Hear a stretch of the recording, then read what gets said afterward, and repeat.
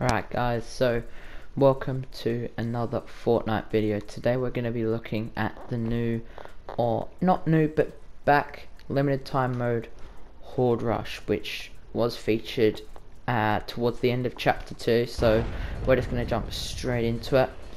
It is a swords game mode. You can play fill or don't fill. You start at one certain area of the map and you got to loot up, so yeah, you can see on the right hand side you can earn points. There are Horde Rush challenges out right now, so if you're looking to get some extra rewards, play some Horde Rush and just grab those rewards. They're pretty simple to do. You've just got to do some challenges like open chests in the game mode and stuff. It's pretty simple, to be honest. But yeah, you've got to loot up. Some guns aren't in this game. Some guns you can only get from zombies. Kind of the guns you can get at the start are kind of your pumps, the sideways guns, SMGs, lever actions, ARs I also think you can get. So there is a decent variety. But the main loot comes from taking out zombies and zombie spawners. Drum shotguns also in this, as well as grenades. Although the drum shotgun isn't a great option because of its long reload, you have to kind of run around. And you do get a decent while to prepare to take on the zombies, so I'm just going to skip through that because that's just looting up, farming materials. It's not that interesting, to be honest. But yeah, I'm just trying to connect everything. So you'll see the zombie spawners pop up. The same zombie spawners from back in chapter 1. So they're not the zombie spawners of now. Yeah, you can see them over there. They've got, I think, 1500 health or 1300 health. And the guns do their like respective values to it. Miniguns are the best one, and you get these chests coming out of them. Normally they don't drop that good of loot. Grenade launchers are also in this. But boombox is one of the things I recommend you get in this if you're looking to take out some of the spawners. But minigun is probably a key thing in this. It can rinse the spawners, and if you're stuck with a huge horde of zombies, it can take them out too. So it's always a good thing to carry, unless you've got the scythe, which also spawns in this, and the scythe is probably the best item in this whole game mode. So you can see more chests coming out. They drop cube parts, which obviously need to upgrade the stuff.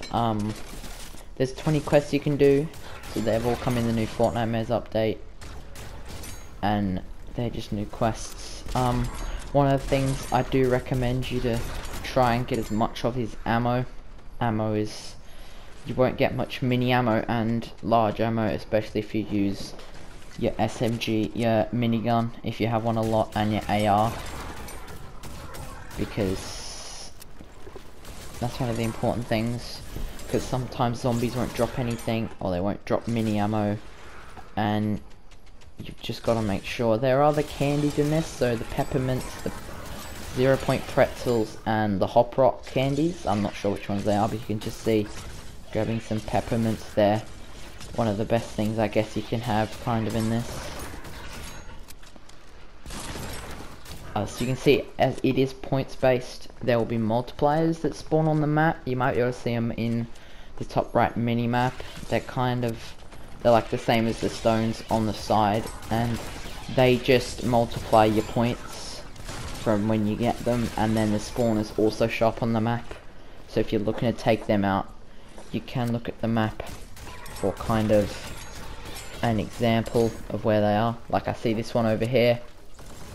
Usually to take them down, it takes about one minigun spray and then a little bit of AR to take the zombies down. And as soon as you wreck a spawner, all the zombies that spawned from that also get eliminated, so that's a good thing. You can see pump shotgun out of there.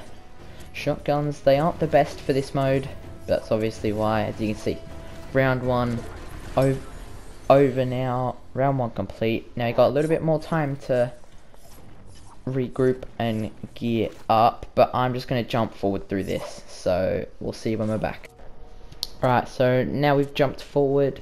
It's just kind of, the regroup and gear up's kind of point where you can just harvest mats, get some ammo from all the zombies you've killed, and now you have to move. You will move to 3 locations. They don't have to be named locations, just points of interest. You can land at places like the Orchard, for example, is one of the places you can go to, or some IO bases or something. You don't have to go to places with names like Pleasant. You can also spawn at other places. I've had games where I've spawned at the Orchard in this, which isn't great for loot, but it's not terrible. But yeah, so now you've got 2 minutes and 20 seconds to move from Pleasant and follow this from.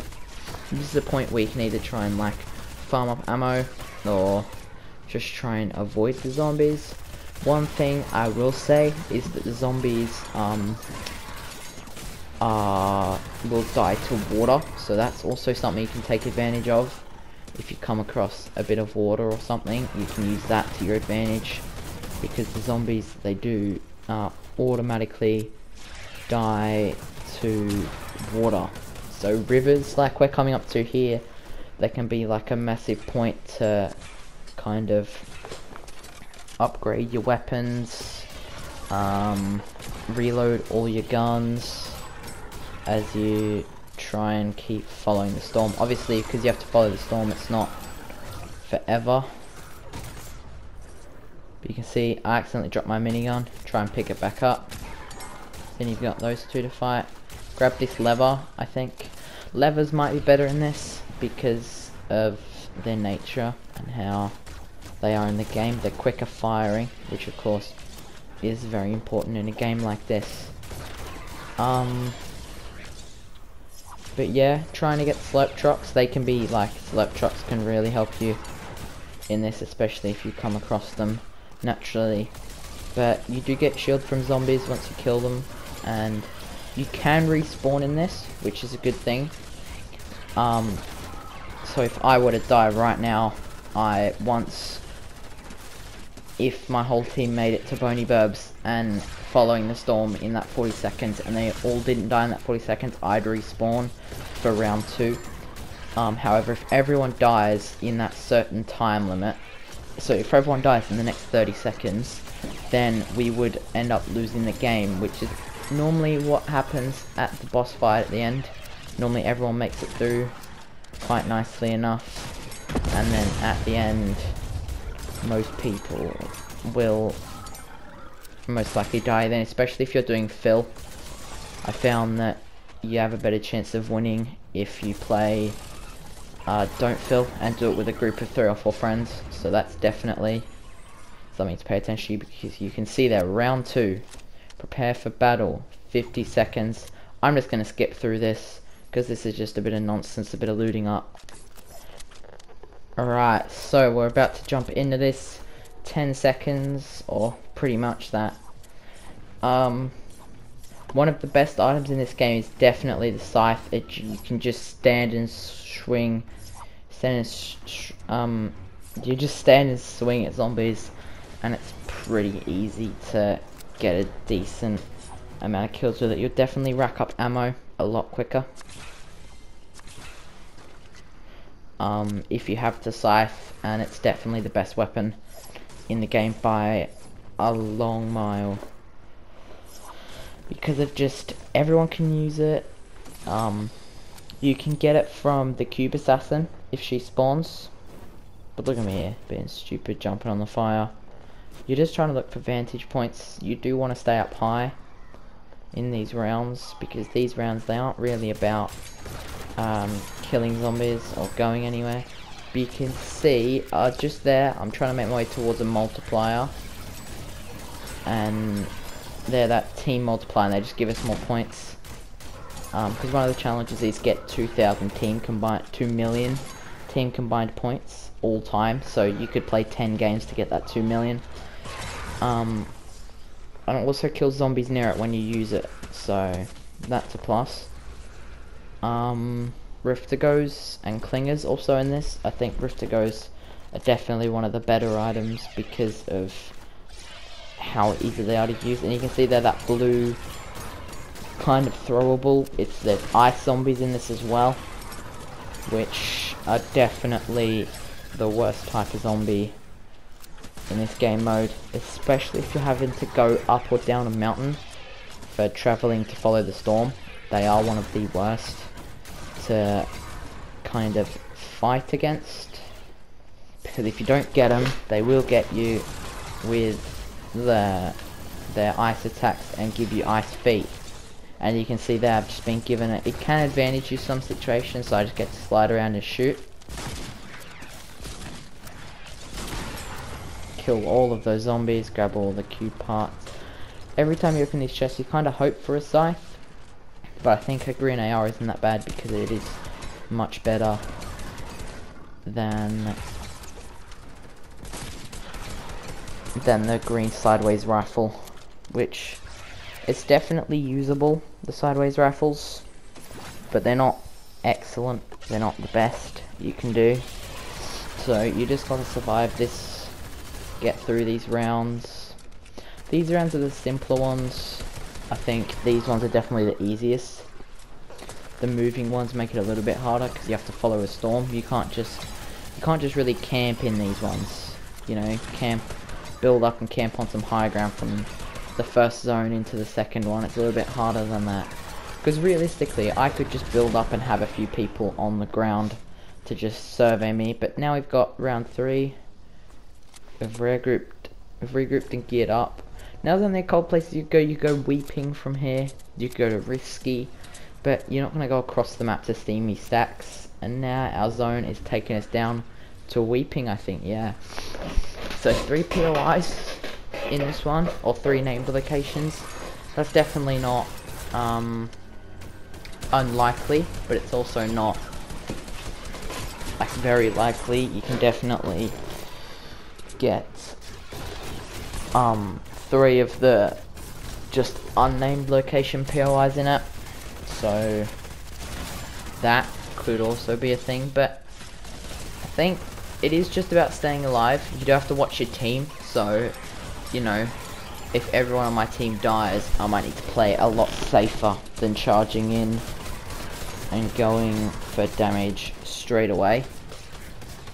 But yeah, just making sure it is a team game, so if you do see someone in your team getting mobbed by a bunch of zombies, you can try and get rid of them or lead them away.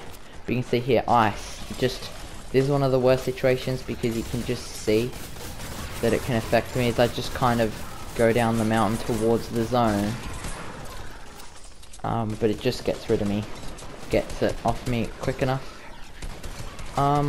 I would recommend doing the quests, especially if you're going to buy like the drift pack.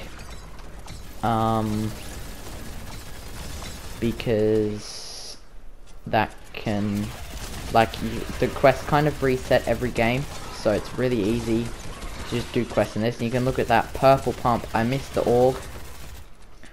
I definitely would have picked it up. I think the purple org is way better than green AR, but you can just see the amount of zombies that are in there. The big ones are definitely harder to kill, but you know, they don't do as much damage. And here, I did not want to get iced here because you can just see I'm falling into zone. You've got to kind of wait for the ice to go away, and it's just kind of a situation where you have to rift in. I can just see that I'm the last one on my team, so as I go to dive down, I just kind of decide not to, just to chill. I've got to survive this next 45 seconds for my team so we can continue playing the game. I'm trying to land on a building because that's kind of one of the easiest ways. You can see I've got 3 spectators, so they will respawn in 30 seconds for the final boss fight, which isn't the easiest of fights. I think it is when you're playing with teammates, like people like playing for you in your team. It's definitely a lot easier if you've got a coordinated squad, but I think Phil, it's pretty hard to kind of organize it enough. But you can see here, follow the storm, and I've completed that one. So now we're just gonna jump straight back in to the final round boss fight. You do have a regroup and re-battle kind of thing. So prepare for battle. Now we've got the final boss, the Caretaker. They do call him the boss in this, but that's his actual name, is the Caretaker. When you get killed by him, it says that in the chat. But I was kind of promising this one because we were getting a lot of damage in early on. His weak point, it isn't a headshot. You can see his weak point, like it's that little hole there. You can spray that quite nicely, but his attacks, they do a lot of damage. And these attacks are just annoying. So whoever kind of closest gets 40 damage, and it's just a little bit annoying. Trying to take out the zombies, because if you do go down to ground level, you'll have to contend with those. So sky basing can be a strat against the Caretaker, because then you don't have to deal with zombies. It's just your one problem will be ammo. As you can see here, I fall off, and now I'm in a little bit of struggle street because the zombies are going to start coming for me. You can see here, so I'm going to have to deal with them instead of shooting for the boss, which is not really what you want to be doing in these modes. But you see that pumpkin launcher, that's massive. These are also in the game, in both games now, so in normal battle royale and in this mode. You can see I grab the scar, try and just get some ammo. Haven't got much mini ammo, and that's kind of what you're gonna need to take out the boss. But other than that, you can see I've got done again, so I'm gonna take another 40 damage, but that's a big time to kind of shoot some grenades at him, take some more health out. And I still had a little bit of promise here, still a little bit promising. As you can see, I'm pretty sure that attack is modeled off Storm King, because Storm King had one of those attacks. I think it was like a bit of like a breathing attack from his mouth. But yeah, not that much ammo and running through all of that. You can try and build up, but zombies can follow you. That could be your one problem. The zombies can follow you upstairs. So now I don't know, it's just maybe my OCD a little bit. That I don't like having the crafting symbols there if I haven't crafted it. So I get rid of it. You can see players are starting to die now. I missed the RPG, which in the end could have won it, but you have to kind of be getting it close and wrapping it up around now, because when you start getting into small zones, it does become more of a problem to try and take this Storm King out, or not Storm King, the Caretaker out. See, I get yeeted out and then finally defeated, and now it's all on my teammates. I don't respawn. I am technically leading the points, but not anymore, as the person that was gonna beat me is still out there. But you can just see the amount of zombies now. They just keep spawning casually. He's the last man alive, and he doesn't stand much of a chance. He probably needs to rift up. You can kill zombies to full damage, but at this point the zone is, I think, very much too small for us to win this. But I mean, we can at least try. There is a lot of health left on that Storm King though. I mean on the Caretaker. I keep saying Storm King for some reason. But I think it's pretty certain that we're going to be losing this one. As you can see, he gets it out, and that's it. A cool ending screen. But yeah, that is the new Horde Rush LTM. Jump into it, tell me what you think. Make sure to like and subscribe, and have a good one. Goodbye.